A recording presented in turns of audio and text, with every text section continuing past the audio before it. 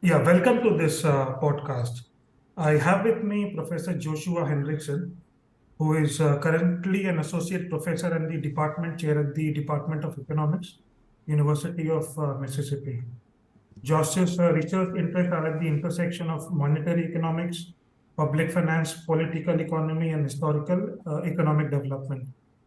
Within monetary economics, Josh studies everything from historical monetary institutions to modern monetary policy to Bitcoin. And within political economy, professor has used tools of economics to understand revolutions, the decisions to go to war, and how the national defense motives shapes the states and its policies and institutions. Welcome to this podcast, Professor. Thank you for having me. Yes. So yes, sir, Professor, the mainstream approach to monetary policy currently is the new Keynesian, models. But you know that in those models, monetary aggregate is, not taken into, consideration. But they do it where, but they do it through a mechanism where they adjust the nominal interest rate, and that translates into changes in the monetary aggregate. Is that correct, Professor? Yeah, that's the current consensus. Yes. So, um, so why the central banks, just look at the interest rate as tools, for monetary policy, Professor? I think there's a variety of reasons. One has to do with empirical work. So there was this paper in the mid 70s by a guy named Stephen Goldfeld Mhm. who looked at some empirical money demand equations and things like that. And he found that like the typical relationships that had been observed empirically before were starting to break down. Mhm. And this inspired an entire string of literature where people started looking at monetary aggregates and wondering whether or not looking at these aggregates would give you accurate information about what's going on in the macroeconomy, what you should expect with inflation and things like that. Part of this empirical money demand literature is that if these estimates were unstable, Mhm. then that would suggest that using monetary aggregates wouldn't be useful in the conduct of policy because it would sort of be, money demand would be kind of unpredictable. And so, how would you adjust the money supply to target some goal Yes. variable? Yes. Yeah. Yeah. And I think and then I think that, you know, the experience of the Federal Reserve under Paul Volcker, Mhm. officially what they said they were doing was targeting monetary aggregates. Mhm. But their targets and the actual outcomes didn't match up very well at all. And this might be because they weren't actually targeting monetary aggregates. So there were some people at the St. Louis Fed at the time who argued that Mhm. they weren't actually targeting monetary aggregates, but that by saying they were targeting monetary aggregates, it gave them cover to raise interest rates like higher Mhm. than would have been acceptable if they had, explicitly made interest rates the sort of target of their policy. So there's a debate about whether or not they were even doing that. But regardless of that debate, um, the fact that they seem to get uh, the fact that monetary aggregates didn't seem to line up with their targets Mhm. um, seem to indicate that maybe this isn't something that they're good at controlling. And of course, the Federal Reserve, would always kind of dismiss this kind of stuff um, as as kind of like, well, this is an imperfect thing that we're doing and it's Mhm. difficult. And so, Mhm. we're never going to get it completely right. There are things that Yes. are beyond our control, et cetera, et cetera. Yes. And so I think that also contributed to people thinking that monetary aggregates weren't that useful because here you had policy that was supposedly targeting these aggregates and, they're the actual aggregates and the targets weren't matching up. And so that sort of Yeah. undermined confidence in Yeah. use of these aggregates. So, but then And why then, was why go was the ahead, Fed, sorry. not owning up to the fact that what they are doing? Well, there's some kind of debate about what they were really doing. So even to this day, it's not clear. They said they were targeting monetary aggregates, Mm-hmm. but there was a group of economists who were working at the St. Louis Fed at the time who were not Mm-hmm. convinced that they were actually targeting these aggregates, that they were just kind of using the aggregates Mm-hmm. as a way of allowing them more flexibility to raise interest rates. Okay. And Mm-hmm. so, um, and so it's not clear. Now, from the Fed's perspective, if you think about this, if they're missing the target, they have an incentive to make excuses as to why they're Yes. missing their Yes. target. Yes. And so it's not surprising that they would deny that this was their fault, because regardless of whether they were trying to target these things or not, it would undermine credibility in the policy if they came out and said, yeah, that we're trying, but, we're just doing a really bad job. Right. Yes. Yes. Yes.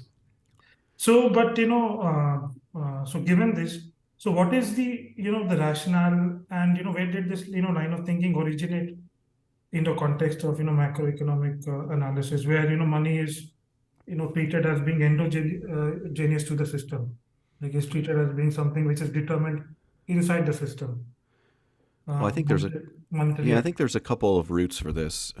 So in the theoretical literature, there was kind of a Keynesian, like this ISLM model is kind of like this Keynesian model. Yes. And people for a long time uh, kind of, in the context of that model, viewed monetary policy um, in terms of this liquidity preference model, Yes. right? And so the idea is that this was very different than a kind of monetarist view. The monetarist view essentially said, the supply and demand for money determines the price level. Mm-hmm. And this Keynesian view kind of argued that the supply and demand for money determined the interest rate. And so if that's kind of your view, one of the things that you could do in terms of monetary policy is that if you had interest rate policy, you could just adjust interest rates, and that would just cause movements up and down the money demand curve, right? Yes. Or you could have a monetary policy based on monetary aggregates, in which you were moving the supply of monetary aggregates around, and then that would in effect influence interest rates. I Yes. mean, but now to some extent, like these aren't even necessarily different policies. I mean, Milton Friedman even used to argue that even though the Federal Reserve was communicating its policies in terms of the federal funds rate, and they Yes. were always focused on interest rates, that in the background they were conducting open market operations, and these open market operations were moving the money supply around. And so by moving the money supply around, that's where the interest rate effects came from. And so he kind of argued this was just two sides of the same coin. But I think that was actually the common view of things, is that these are just two sides of the same coin. You can use, the money supply, or you can use the interest rate. And when you see how supposedly unreliable monetary aggregates were during those Volcker years of monetary targeting, Mm-hmm. and you see the emergence of this literature that starts to examine, what's better at predicting Yes. inflation, and what's better at predicting nominal GDP, and what's better at predicting real GDP. And Yes. you have these comparisons of interest rates and the money supply. Yes. A lot of that evidence was favoring the interest rate. And so that pushed people to kind of say, well, if we can conduct policy with the money supply or the interest rate, and the interest rate seems to carry more information, then we should, focus our policies mostly on this interest rate. So there are these papers by Michael Woodford Mhm. in 80s and 90s. Is that correct, Professor? So the empirical stuff started with Goldfeld, and then there were papers by Friedman and Kuttner and Estrella and Michigan and guys like that who are trying to see what kind of informational content was in the money supply versus how much informational content was in the interest rate in terms of like predictable or predictive power. Woodford kind of comes along subsequent to this, and it's kind of ironic because Woodford's original, model with no money wasn't supposed to represent the world that we actually live in. So when he wrote his paper, Monetary Policy in a World Without Money, what he was really thinking about was this was in the late 90s, early 2000s, and most banking systems around the world had kind of gotten rid of reserve requirements or had arbitrarily low reserve requirements. And so banks weren't holding a lot of bank reserves. And then at the same time, people were looking around and they were seeing the internet and they were seeing, digital commerce and increased use of debit cards and credit cards and cell phones and things like that to make payments. And people were saying, well, eventually, hardly anybody's going to be using cash. And eventually, these banks are going to be holding so few reserves. The central bank balance sheets are going to be very, very small.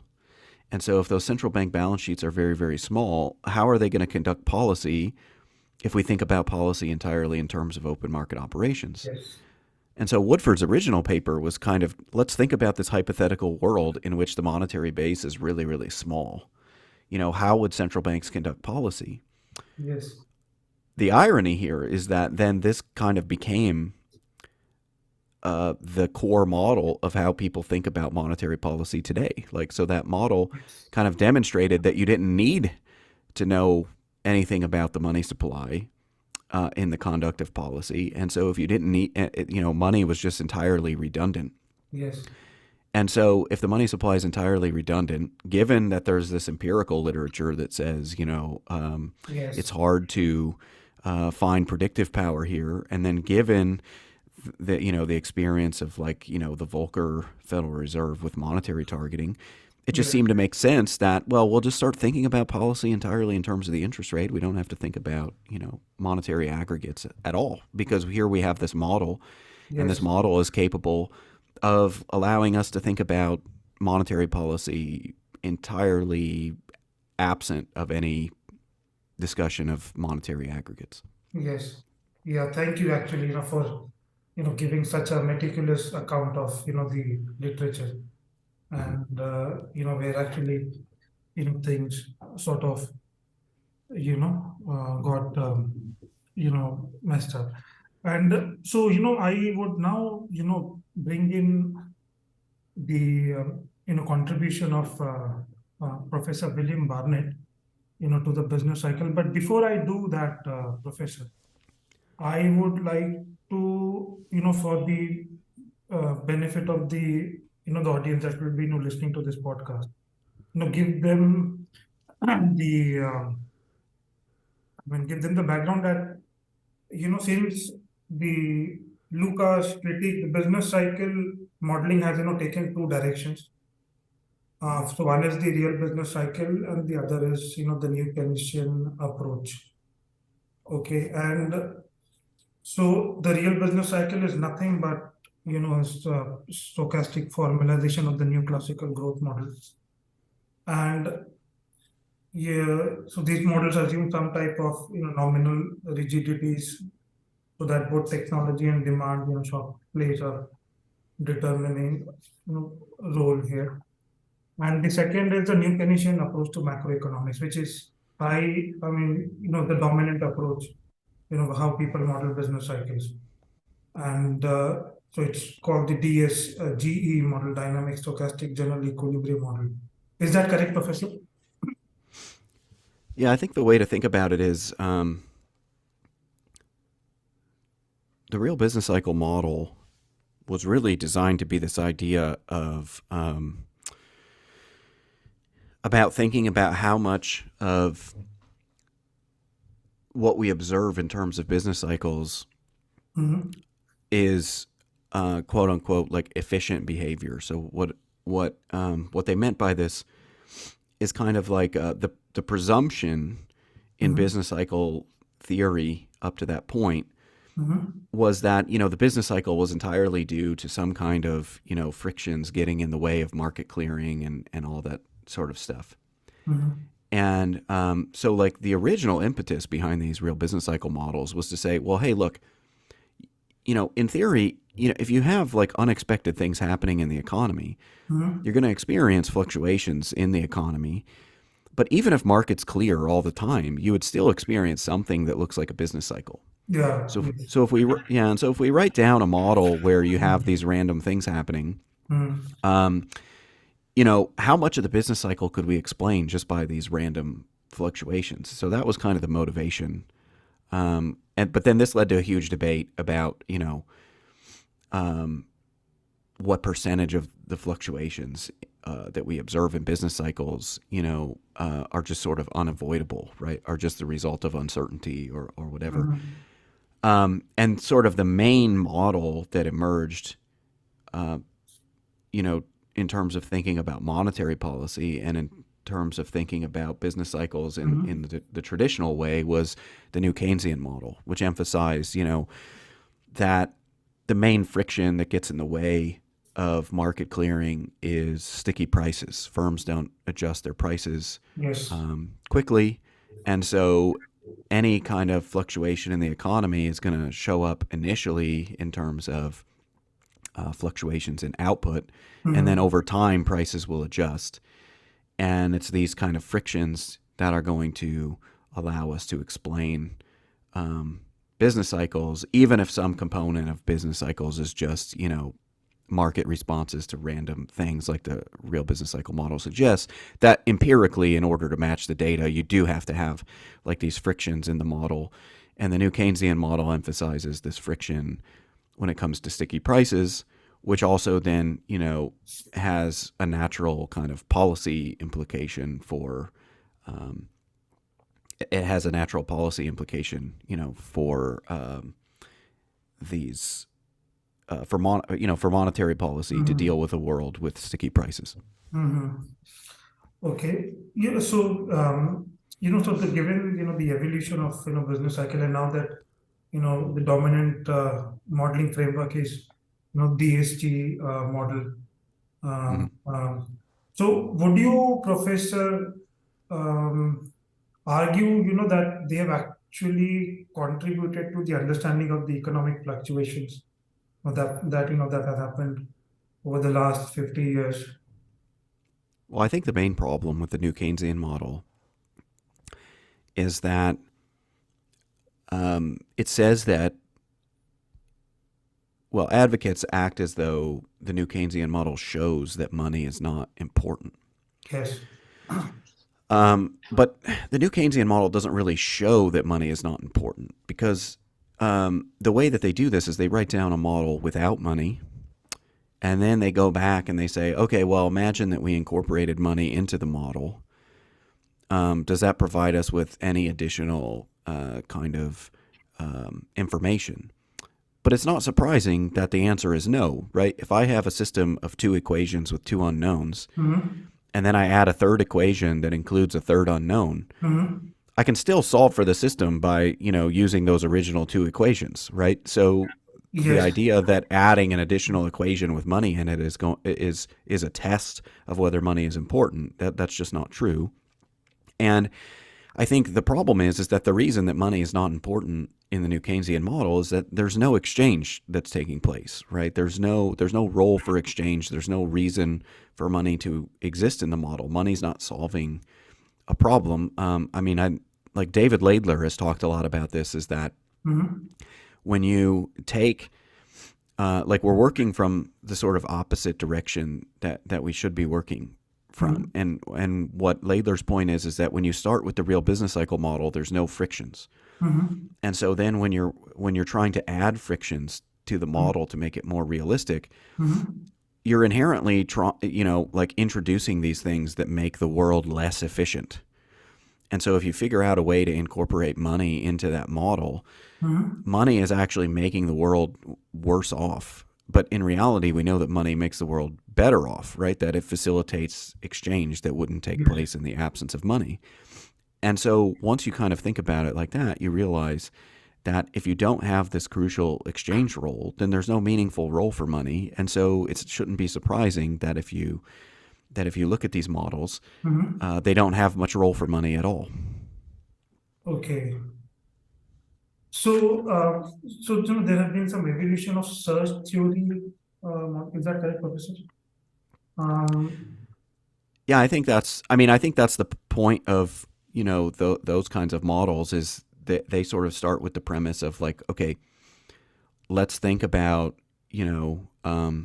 like, so for example, in those models, if there's no money, if there's no medium of exchange, mhm, then it makes society worse off because the market in which you need a medium of exchange to trade, there's going to be zero trade if there's no medium of exchange.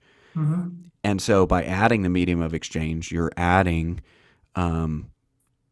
more mutually beneficial trade to the model. And so that's a much better sort of starting point to thinking about these things. And it doesn't have to be a search framework. It's just that the search framework, actually has an essential role for money. And so money is making people better off. And so in that sort of, the existence of money is making people better off. So, mhm, um, so then that's a world where monetary aggregates might be important, right? mhm, Because now if money is critical to exchange, then mhm. how much money is in circulation is necessarily going to have some effect on the interactions that people are having, on the opportunity cost of holding money, and on the decision making process of these people. Okay. So one, question, which comes to my mind is that so the advancement of the search theory were driven by the inherent, you know, lack of, accounting of money. Was that the reason why search theory models, came into being, or are there, other reasons, that led to this, Y- you know? Yeah, so I think there was this push beginning in the 1980s to kind of try to model money in the context of macroeconomic frameworks that took money seriously, where money served, like Neil Wallace always kind of said, we want money to have an essential role Mhm, in these models, because if it doesn't have an essential role, then um, how can we think about the role of money if it's not essential to the model in the first place, right? And so we need to think about reasons why money might exist, mhm. and then have those explicitly incorporated into the models so that we could get some more realistic um, results. And so, this came in a variety of ways. The search model seems to be the one that's kind of won out as people's kind of favorite model. But overlapping generations models came out of, Uh-huh. were used for this. Townsend's turnpike model was used for this sort of stuff, and then later on, we got like search type models. But yeah, like all of these models are kind of came out of this desire to think about money in the context of a model in which money is essential for trade. Okay.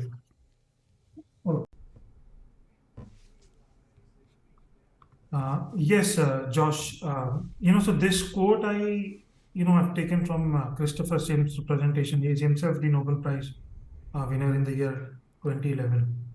So he says that, science confronts a theory with data. A nice, clean science generates its own data. Economics is not that science. We have to use data that, history gives us. Well, anyone who has read the book by William Barnett, Getting It Wrong, would tend to make the argument that we have to use the data that central bank gives us, right? Mm-hmm. So, given that, he has actually proposed a new business cycle, theory, where, he says that monetary misperceptions due to low quality data, you know, provided by central banks are a source of business cycle fluctuations. And this had a lot, if not all, to do with the financial crisis, that happened in the year 2007-8, where it's still a mystery to many as to, how this thing occurred. But then, going back early 1980s, he had, given the framework of, the like how Divisia monetary aggregate incorporating it, would provide better predictive power to central banks. Is that correct, sir? Yeah, so this is actually based on kind of a long-standing problem in economics and something that economists have understood for a long time. But until Barnett, we really didn't have an answer to how to make the right corrections. So even if you go back to Milton Friedman and Anna Schwartz's monetary, their volume on monetary Yes. statistics for the United States, Yes. they mention in there, they say, look, like we're using simple sum aggregates. We're just taking all of these different types of money and we're just adding them up, and then we're putting them in categories. And so by adding them up and putting them in categories, what we're doing, is we're constructing an estimate of the amount of money that's in circulation. But the thing that they pointed out is that this is technically not correct. This is technically not the way that that we should do these things. That in reality, if you were going to construct some sort of aggregate, each of the components in the aggregate would have some sort of weight. And Friedman and Schwartz described it that the weight would capture the quote moneyness of the assets. So like I think maybe the way to think about that is how much is this asset like cash or something like that. Like that's really the separating point. And so for the longest time we didn't really know how to do it. I mean, that's what Friedman and Schwartz even say, is that that this needs to be a problem that somebody works on, is to figure out how to do this properly. And that they're just doing the best they can with the data that they have. And that if we were to improve upon the data, like we might get cleaner empirical results. So then Barnett basically did that. So he figured out how to measure monetary aggregates, just using the tools of microeconomics, and deriving from first principles how you would come up with a monetary aggregate based on consumer behavior, essentially. Yes. So, but the monetary aggregates which are maintained by most central banks, if not all, are simple sum, and they are inherently, not able to capture the complete complete supply of monetary aggregate. Is that correct, sir? Yeah. So the main problem with simple sum aggregates is that what simple sum aggregates implicitly assume is they implicitly assume that all of the components of any monetary aggregate are perfect substitutes for one another. But we don't even really need to collect empirical evidence on this, right? Just like our life experience teaches us that not all of these components are perfect substitutes. There are certain places that I can go into and I have currency in my pocket and I can spend that currency in my pocket, but I can't necessarily write someone a check. They don't take a debit card or any kind of electronic, type of purchase, right? So clearly in those instances, these are not perfect substitutes. Having money in a checking account and having money, in physical cash is not the same in these instances. And if you think about all of the different things that are classified as money, you get beyond, checking accounts, to savings accounts or money market accounts, or these like term deposits, where you deposit your money for a specific amount of time, and agree not to come back, to withdraw until that future point in time. Yes. All of those kinds of instances, all of those kinds of components are very, different from each other. They have very different characteristics. Yes. They also have different opportunity costs of Yes. holding, right? Yes. So Yes. a savings account might be less convenient for purchases, but it might give me a higher interest rate than a checking account, and it certainly gives me a higher interest rate than cash, which Yes. doesn't give me any interest. And so, if you're using simple sum aggregates, you're implicitly assuming that all of these things are basically just the same, and Yes. that they can be used, in exactly the same ways, that they have exactly the same opportunity costs. And this is Yes. just obviously not true. Yes. So, from a theoretical perspective, what Yes. Barnett did was show how you would go about constructing these alternative aggregates that would weight each component, based on the degree to which it serves at this money role, right? Yes. And then the important part of this is that yes, this is an important theoretical contribution, but Yes. one obvious criticism that somebody might make is they might say, okay, well maybe these simple sum aggregates are technically wrong, but maybe they're still useful, or maybe this alternative, these Divisia aggregates that Barnett derived, maybe they don't actually provide us with any additional information. Maybe they're technically correct, but the informational content is is the same. So in other words, if these things are really highly correlated with each other, Yes.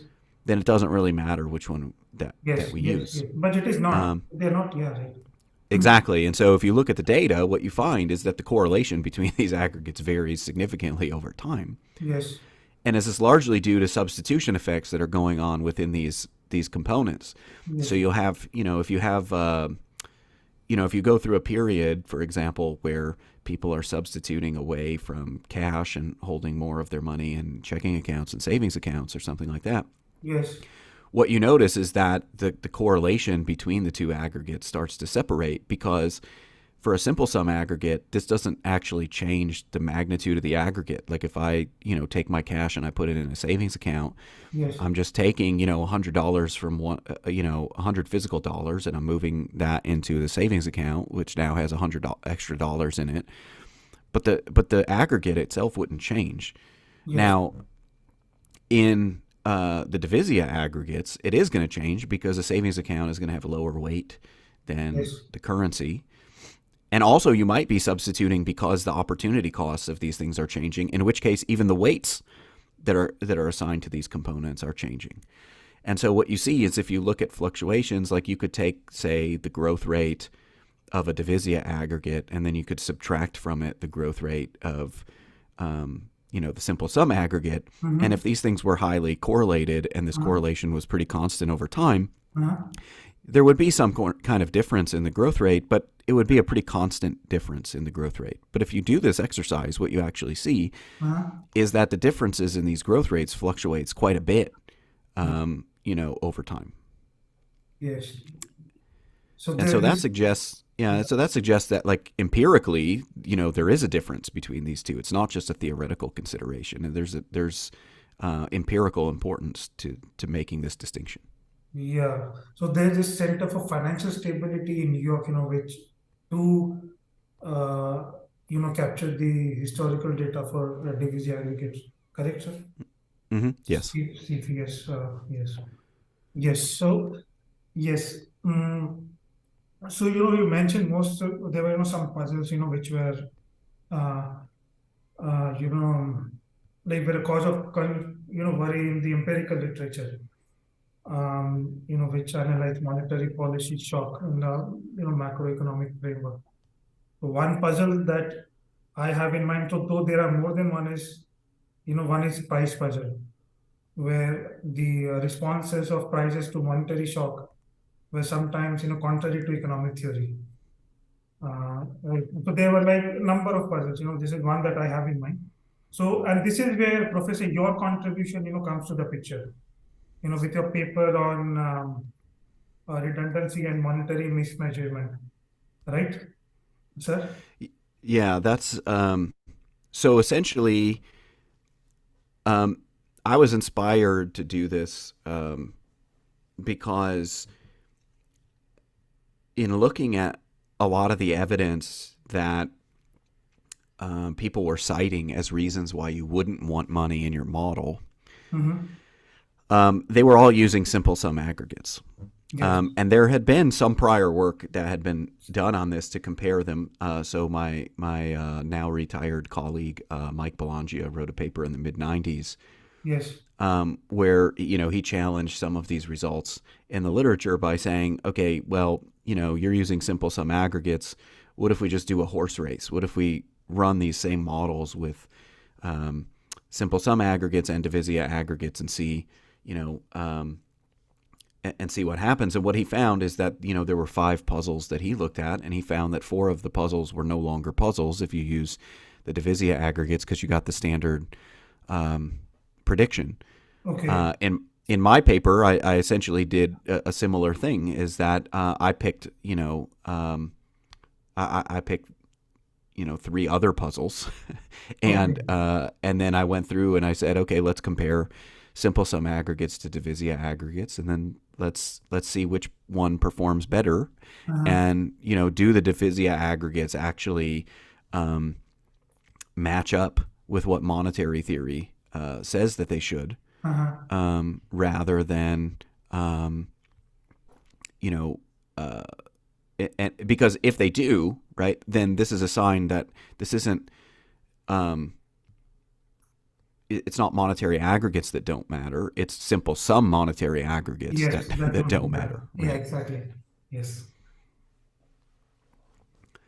And so essentially, like, I mean, the main part of my paper was focusing on the predictive power of these things and the stability of money demand, and things like that. So when it came to money demand, Mm-hmm. the idea was, well, the money demand is just bouncing all over the place and it's unpredictable. And so if it's unpredictable, then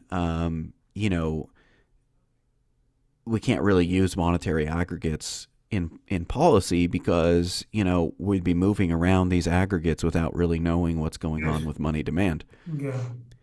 And so I essentially did an exercise where I just kind of estimated money demand and just kept updating the sample, to see if anything changed over time, right? So could I still identify stable money demand across Uh-huh. various different samples, and could I still estimate,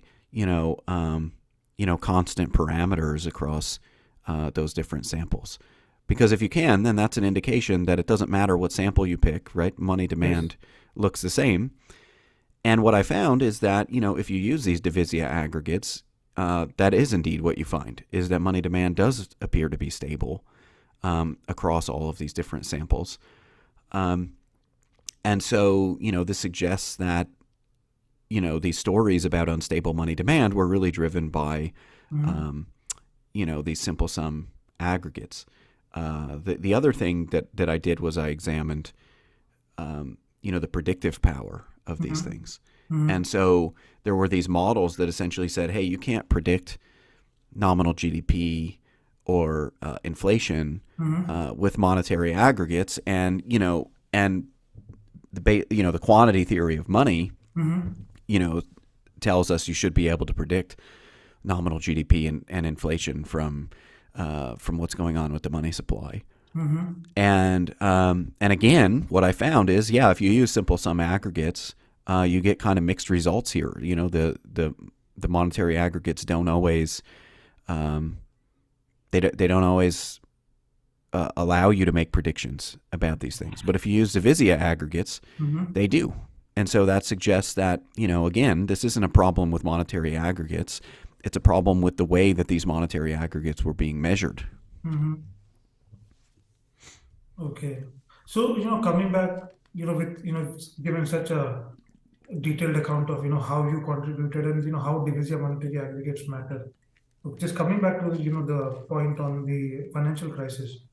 So, and, the contribution of Barnett's business cycle, approach.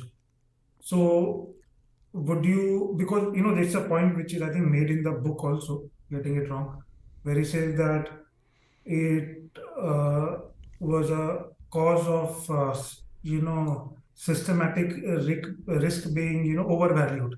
by economic agents. Is that correct, sir?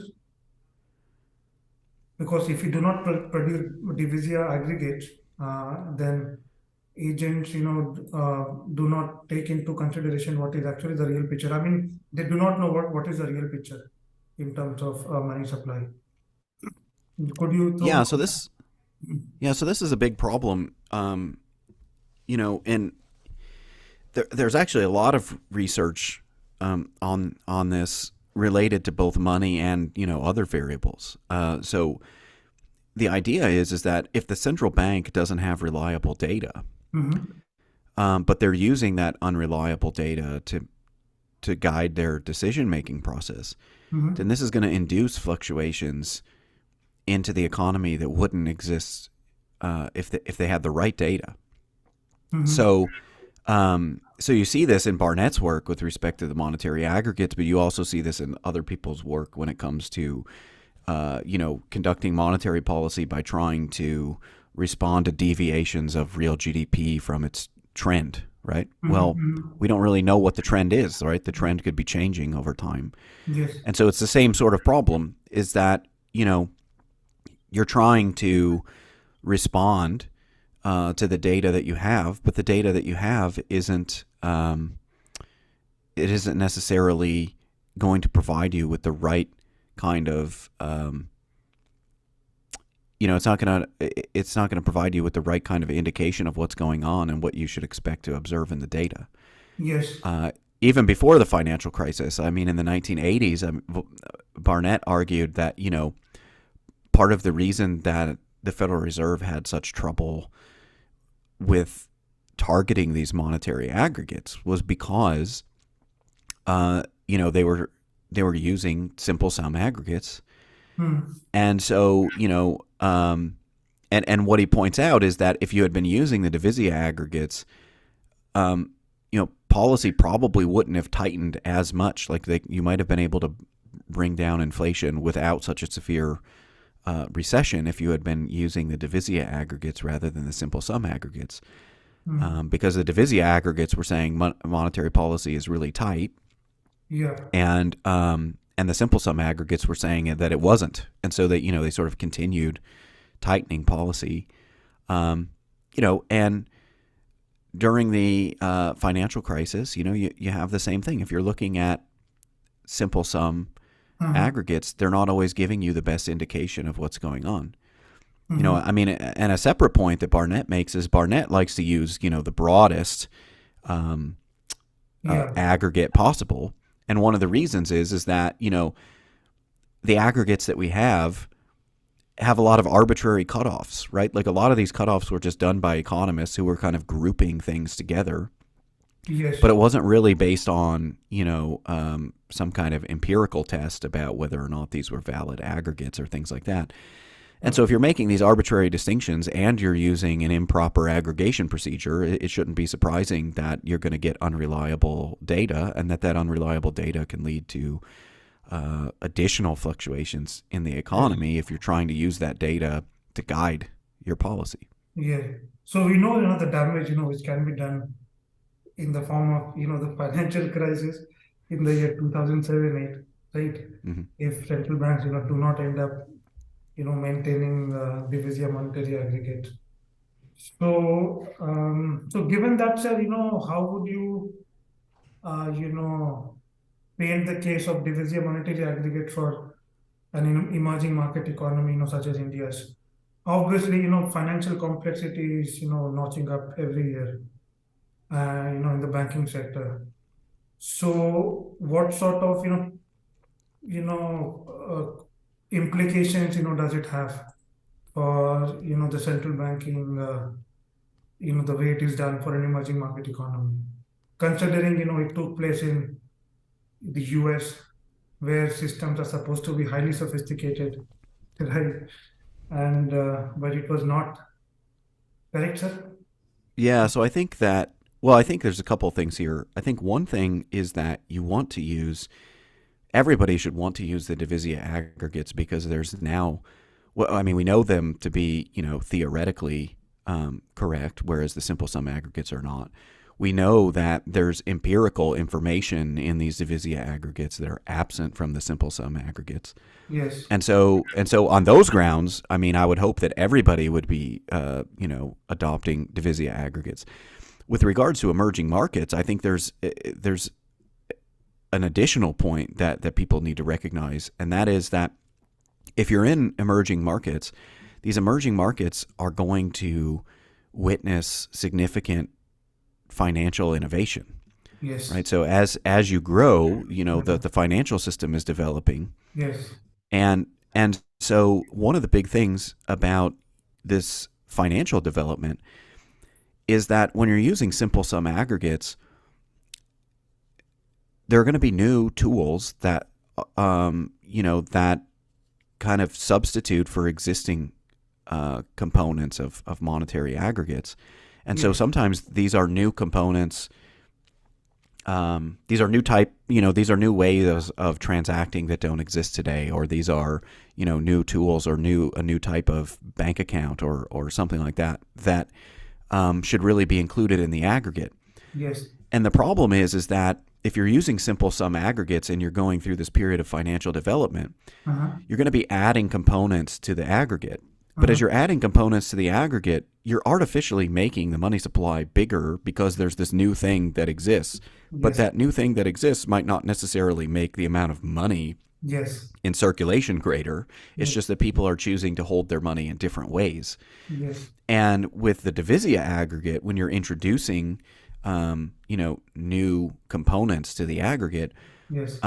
you're reducing the weights of everything else, and then you're adding this new component into the aggregate with, what's likely to be a very small weight initially. And so what that's going to do is you're not going to get any weird jumps or fluctuations in your measured aggregates when you're using the Divisia aggregate that you would from a simple sum aggregate. Yes. Right? I mean, if you just think about like a really simple world, think about a world where the only thing that exists is physical currency, Yes. and then all of a sudden somebody comes along and invents like a checking account. Yes. If you're gonna all of a sudden redefine your money supply to be currency plus checking accounts, Yes. well, a simple sum aggregate is going to overstate the change in the money supply from that change, because it's just going to add the amount of currency to the amount of checking accounts that exist. Whereas with a Divisia aggregate, introducing that checking account, it's going to be introduced with a weight, Yes. right? And so, and that weight is going to take into account, the opportunity cost of holding your money in a checking account versus the opportunity cost of, holding currency. And so, you're going to get a much more smooth introduction of these new components than you would Yes. using simple sum aggregates.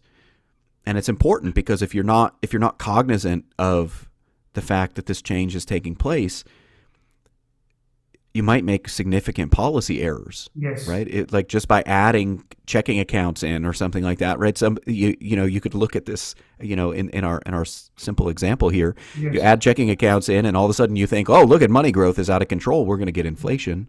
Yes. But really, it's not. This is just a measurement problem. It's not an actual huge growth rate in the money supply. Yeah.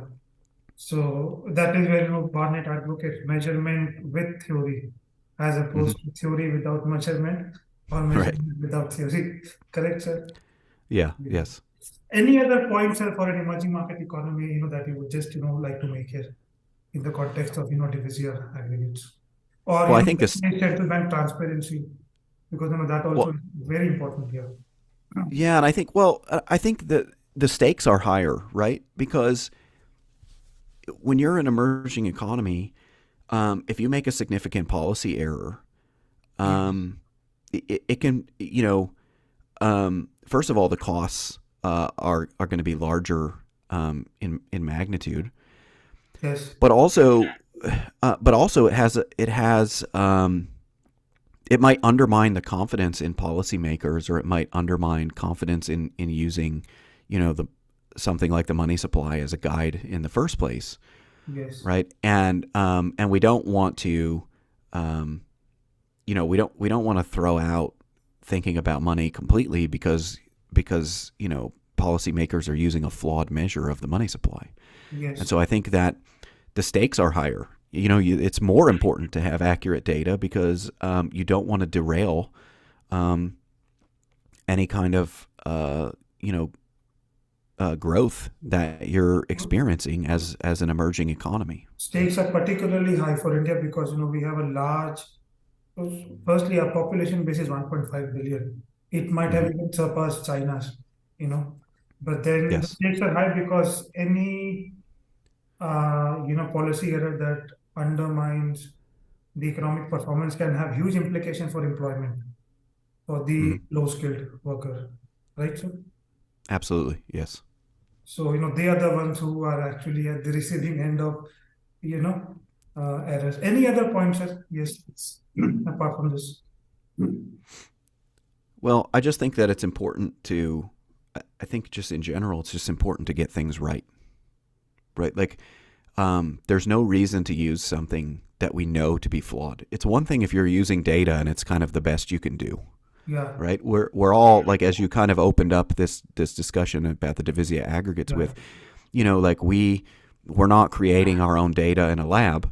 yeah, We're collecting data that we observe. yes, And so, there's going to be limitations to any of the data that we use because we're just reliant on what we observe. yeah, Um, but when we know that there is a better way to measure something, then we yes, should measure it that way, right? We need to make sure that we're doing things in the most accurate way because that's the only way that we're going to be able to be successful at guiding policy and at understanding the world is if yes, we have the most accurate measurements of what's actually going on, yes, instead of just relying on these pre-existing easier ways that people even when this was the best we could do, people were still saying, "Hey, this is the best we can do, but it's wrong." So yes, somebody needs to come and fix this. And so now, somebody has come and fixed it. Somebody has figured out how to yes, how to do this.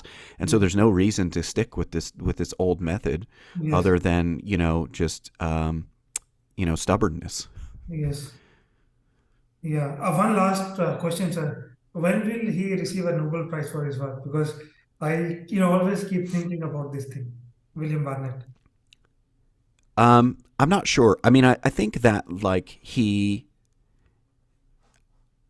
I think it would take central banks to actually adopt these aggregates and start using them and to be convinced by the empirical research that they see.